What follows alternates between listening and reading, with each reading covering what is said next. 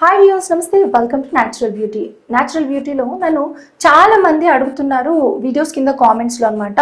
మీరు hair regrowth రావడానికి tips చెప్పండి, రీగ్రోత్ రావడానికి చెప్పండి అని చెప్పి చాలామంది అడుగుతున్నారు. అంటే ఉన్నటువంటి హెయిర్ ఊడిపోతే మళ్ళీ అది ఊడకుండా స్ట్రాంగ్గా ఉండటానికి దానికి చెప్తున్నాను, కానీ బాగా ఊడిపోయిన హెయిర్ మళ్ళీ రీగ్రోత్ వచ్చి వెంట్రుకలు మొలవటానికి టిప్స్ చెప్పండి అని చెప్పి చాలామంది చెప్తున్నారు.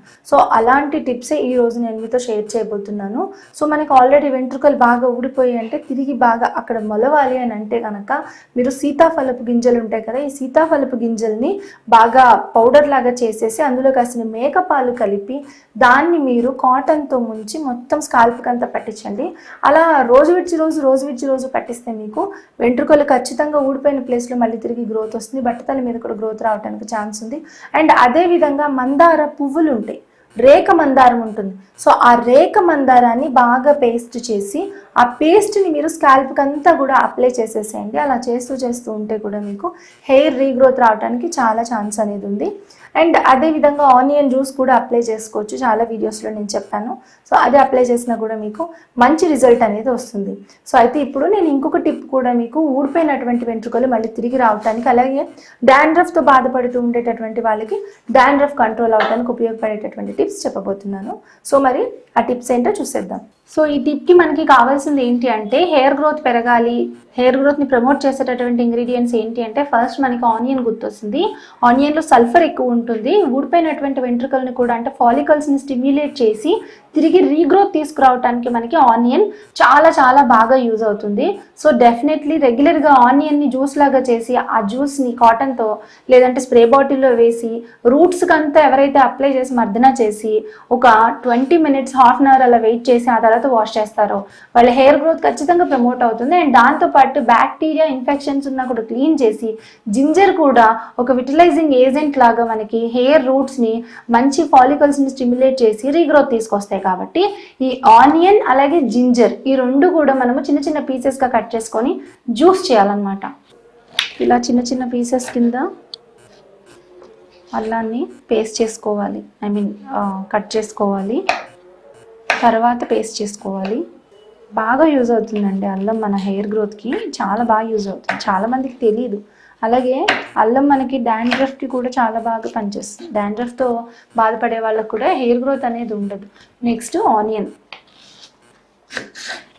ఆనియన్ కూడా ఇలా చిన్న పీసెస్ కట్ చేసుకొని ఆనియన్ అలాగే జింజర్ ఈ రెండు కలిపి పేస్ట్ చేసేద్దాం. మనం మిక్సీలో వేసి కొంచెం లైట్గా వాటర్ యాడ్ చేసుకొని పేస్ట్ చేద్దాం.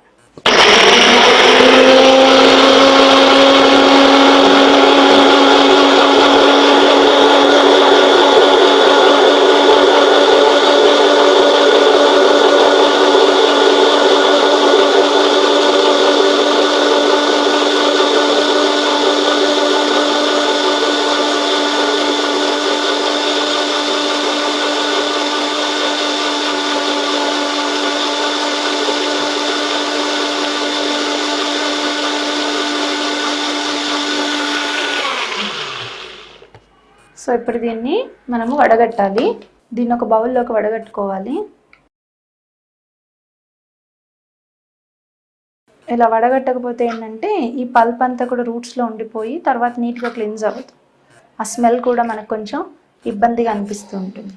సో ఇలా దీన్ని మ్యాష్ చేసుకున్న దాన్ని ఇప్పుడు దీన్ని యూస్ చేసి మనము ఒక కాటన్ బాల్ తీసుకుని ఇలా మనం కాటన్ తీసుకుని ఇందులో ముంచి దీంతో హెయిర్ రూట్స్ మొత్తానికి అద్దాలన్నమాట, బాగా అద్దాలి. మళ్ళీ నెక్స్ట్ లేయర్ ఓపెన్ చేసి ఆ లేయర్లో అలా మొత్తం హెయిర్ అంతా కూడా మొత్తం స్కాల్ప్ అంతా కూడా మొత్తం అప్లై చేయాలి. ఇది ఓన్లీ స్కాల్ప్కి అనమాట, బాగా అప్లై చేయాలి.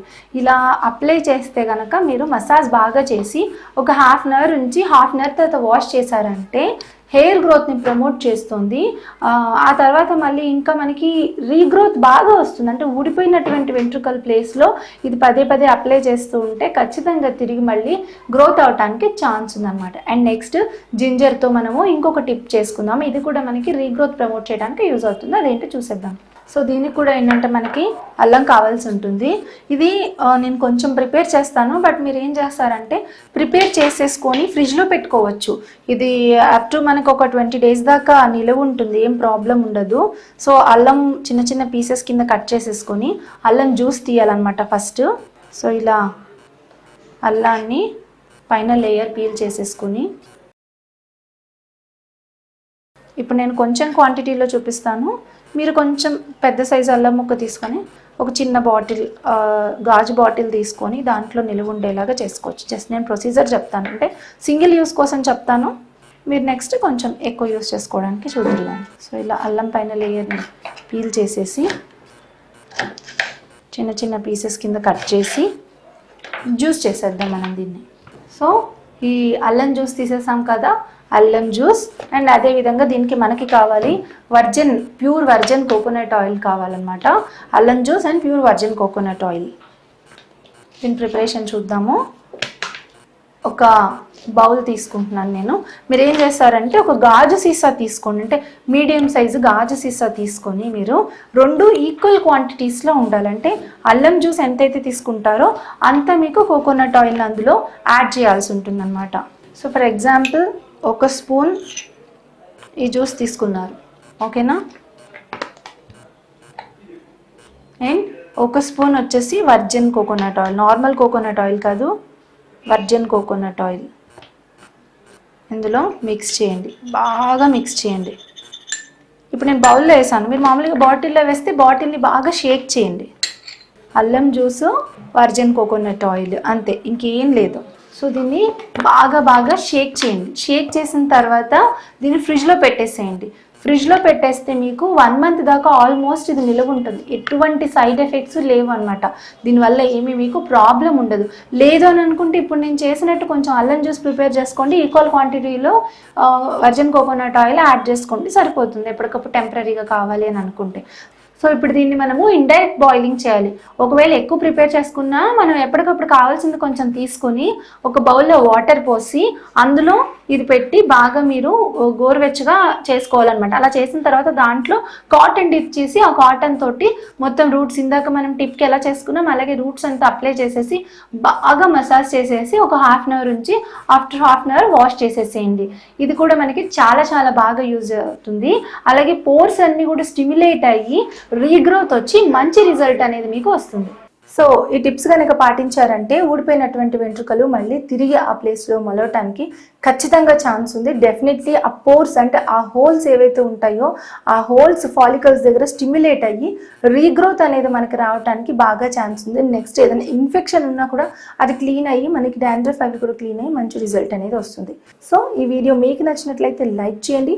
హెయిర్ గ్రోత్కి సంబంధించినటువంటి ఇంపార్టెంట్ వీడియోని ఖచ్చితంగా మీ ఫ్రెండ్స్కి షేర్ చేయండి. ఛానల్ని తప్పకుండా సబ్స్క్రైబ్ చేసుకోండి. Thank you for watching.